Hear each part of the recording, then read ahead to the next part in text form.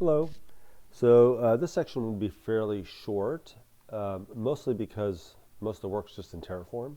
Um, but here, the basic idea now is looking at our previous network infrastructure.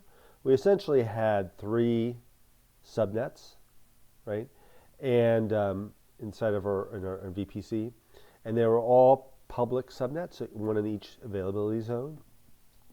So, and we had put, and then inside there, we actually had a single security group kind of handling everything from the Elastic Load Balancer as well as the tasks themselves, right? So they're all kind of, everything was kind of like, anyway, basically publicly available, right? And the idea now is we want to break apart our network into a public subnet and private subnet. So let me just go through the diagram first, and then we'll look kind of see what changed in the code. So basically, there's a new diagram, a lot more complicated, and I'm not going to try to explain everything necessarily, but but I'll try to explain as much as I can.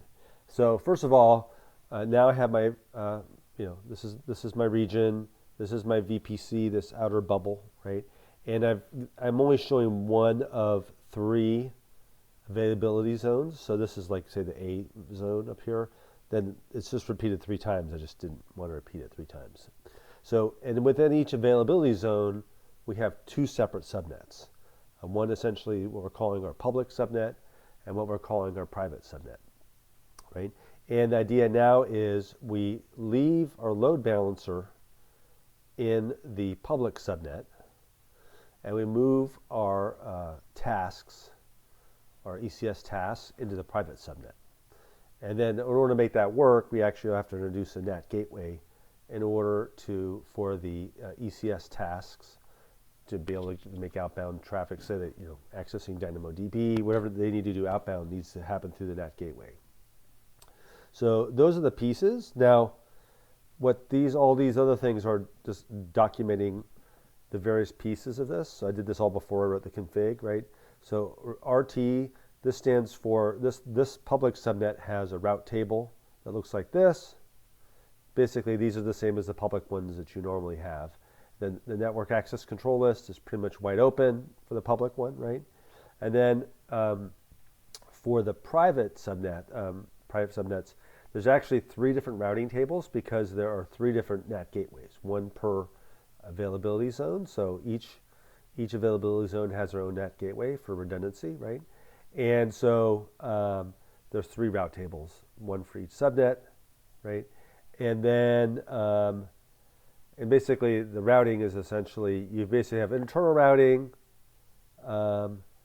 for, basically internal stuff just is internal, but then on any other traffic, it goes right to the NAT gateway for its own, this one goes to this NAT gateway here.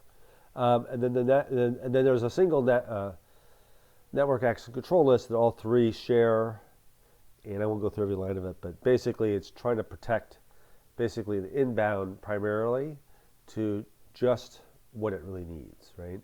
And anyway, and just so you know, this EPH stands for ephemeral ports, if you're wondering. So, and you'll see that this is basically reflected in the config. And then what you're seeing down below these are basically describing the security groups. So these squares are the security groups. And so this is the load balancing security group. And then this square here is what I'm calling the web security group. But this is basically the same thing as our task. This is basically holding our tasks. Okay, so that's kind of the structure there, right? Now, if you look at the configuration, there's a fair amount of code changes. Let's see if I just glance at it a little bit. So the one would be in the to-dos are us.net.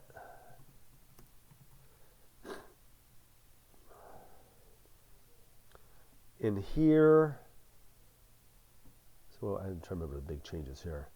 Well, there's more subnets, right? So before we only had three subnets, and now we actually have, so like we have now S10, S11, and S12. We have our NAT gateways, the three of them, right? and then we have our routing tables and whatnot, right? So there's this. If you go through here, you'll see all the. If you look at the diagram, you will correlate those back to these things, right? And then for the application, we'll glance at it, but what's there? App. So the one good news is that the Lambda lives outside of, so one is what didn't get touched was anything to do with the Lambda, because it doesn't live within our VPC, right? It's kind of more of a public thing. The main thing in the main here was probably the security groups were the big change here, right? So there was basically, I had to create the new security groups and apply them to the right thing, and then move the load balancer to the right subnet, and then move the service itself had to be, which basically drives the tasks, into the other subnet. So those are the main changes here. Again, I'm not going to look at all the lines. So that's principally it. And again, the whole purpose of all this was to basically move, separate out our load balancer into leave it in the public subnet, and then move basically the back end or the tasks into a private subnet. So that was pretty standard stuff, but fairly tedious too, a lot of configuration. Okay, that's it.